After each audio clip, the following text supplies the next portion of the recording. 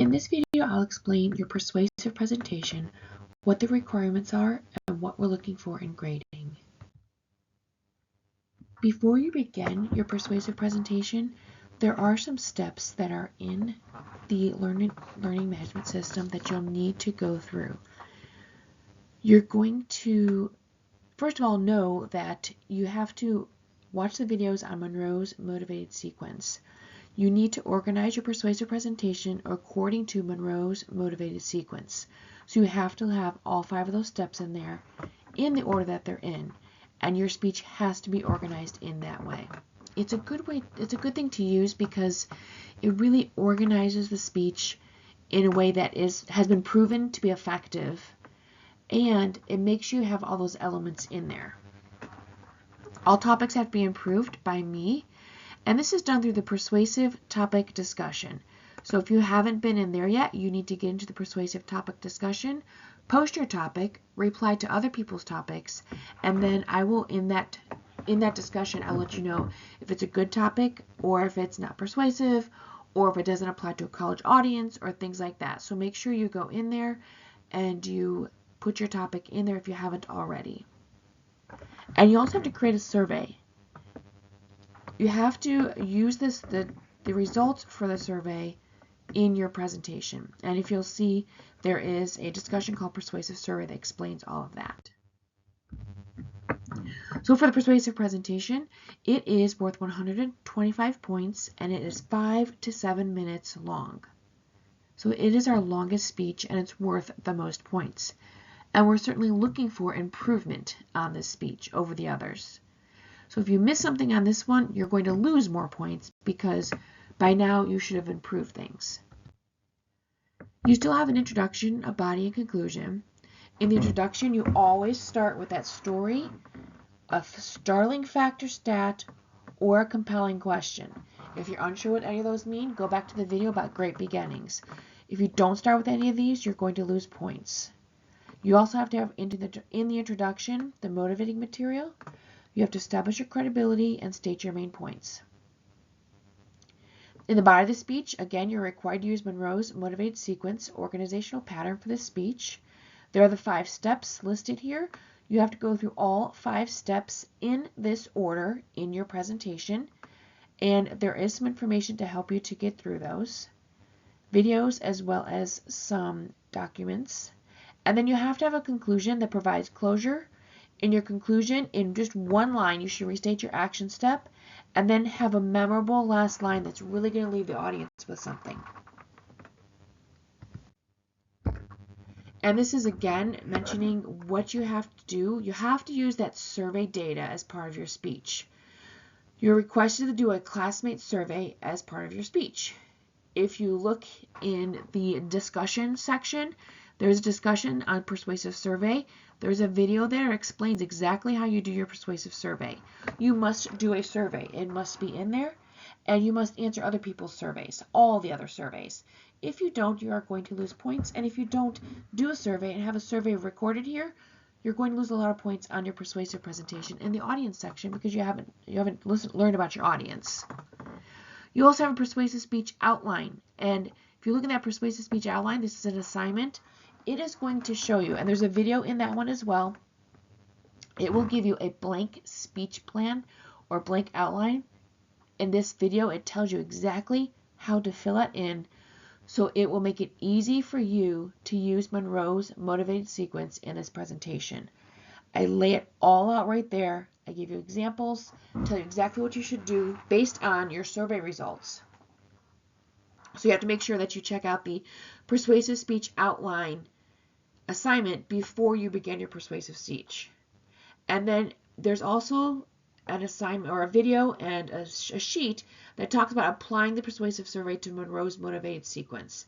So if you look for this video as well as this sheet that talks about it, you'll learn more about that. If you are still confused on Monroe's motivated sequence after watching all the videos and looking over all the information, please let me know and I'll help you through it. You have to have resources and references. You have to have at least 4 credible resources that you use for your research. They have to be clearly cited during the speech. So you have to have at least 4 oral citations in this persuasive presentation. If you have more information, such as stats or things like that, that warrant more than 4 source citations, then you need to have more than 4. 4 is the minimum number. And all 4 of those sources have to be included in the reference page of your persuasive speech outline, and they need to be done in APA format. Please also make the links that are in APA format, make those hyperlinks. That's easy for me to check the research. You're required to use electronic visual aid for your persuasive presentation. Make sure you look over the Tri-C recording rules because it lets you know what is and is not allowed. Bullet points are not allowed. Too many words are not allowed. Good pictures are what captivate an audience. When you have good pictures that go along with what you're talking about, the audience learns better and they remember more. So that's what you need to do. So go back to those rules to look and see what you need to do, because there have been too many people who have had bullet points and way too many words on their slides, and you'll lose mega points on this one if you do that. The supplementary aid, or this electronic aid, does have to be as part of the presentation. It has to be integrated. It has to add clarification and have impact. You need to have at least 12 slides. 1 for the introduction, 2 for each steps of Monroe's Motivate sequence, and 1 for the conclusion. You do not need to include a slide with your references, and that does not count as one of those 12 slides. Your slides should be professional. They should be appealing. Again, look at those recording rules to know what you're allowed to do. You can upload your slides separately in the assignment. In just a second, I'll show you some information on recording and how I need to see you. And sometimes there's been a problem with slides being uploaded into the recording itself. It takes away from the recording, or I can't even see you. So if you're having problems getting a good visual view, just upload these slides into the assignment itself in addition to your video. You are doing extemporaneous speaking for your presentations. Remember that, please. You're not memorizing the presentation and you're not reading it word for word. If you're unsure of what extemporaneous speaking is, go back to the video that explains the methods of delivery. You're only allowed to use 1 note card or 1/2 sheet of paper in your presentation. You should write your keywords and your key phrases from your outline on your note card or 1/2 sheet of paper. You should have practiced enough so that you can just glance down at that sheet of paper or note card. It gives you the keyword, the key phrase, what you're going to talk about next, and you pretty much know what you want to say. It's not memorized word for word, and it's not delivered word for word the same way every single time, but the same meaning gets across every time. That's extemporaneous speaking, and that's what we're looking for. So if you have too much written down, you're reading too much. If you don't need a card, that's perfectly fine as well. But I'm not requiring memorization. That's not the type of speech that we're giving here. As long as you have 1 note card or 1/2 sheet of paper and no more, and you're not looking at it all the time, that's extemporaneous speaking. So again, if you're not sure, go back and look at that information. And don't forget to look over the information on delivery. Some of the things you want to watch for are listed here, such as eye contact. Having energy in your voice or vocal impact is so important. The way you say the words is just as important as the words you say. So if you're very blah and monotone about your whole presentation, you're going to lose points there. If this is something you're angry about, it needs to come across in your voice. If you're excited about it, it needs to come across. If this is very serious, it needs to come across in your voice. You need to have impact in the words that you say. You also have to make sure you have gestures, avoid distractions, watch for vocal fillers, and those are just a few things to look for, but I want to remind people, go back and look over delivery. Some people have to work on delivery skills. One other thing is your gestures with your arms. Don't have nervous looking gestures. And again, go back and look and see what those are, what that means, what you should avoid, what you should do. You need to record your speech. If you're an online class, this is recording. And there's directions in the assignment for how to record. Do not edit the video. All recordings have to be 1 long take. If you edit the video, I will automatically give you a 0. We're at the end of the semester and we don't have time for redos. If you edit, you get a 0. Do not edit your video. It's one long take. I need to see all of you. If I see you only from the arms or shoulders up, you automatically get a 0. I need to see you like this, where I can clearly see your eyes and your face. I can see your body. I can look at things like arm movements, foot movement, and I can even see all the way to your feet. If you want, that's fine, recording all the way down to your feet. This is the minimum amount of you that I need to see.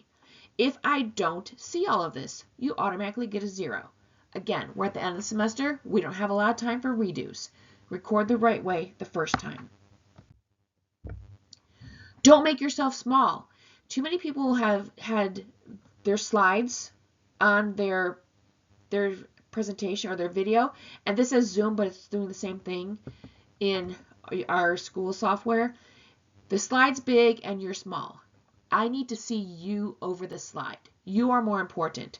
So I should see you at least like this and not like that. So I need to see you at least half the screen. And again, not sitting down. You should be standing up. But I need to see at least that much. If you cannot do that, just record you. Send the slides separately in the assignment. Or if you can't, just email it to me.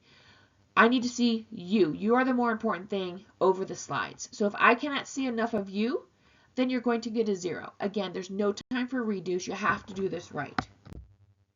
And now on to how is this going to be graded. The rubric is found in the assignment, but I'll go over it. We have the introduction, as we've already mentioned.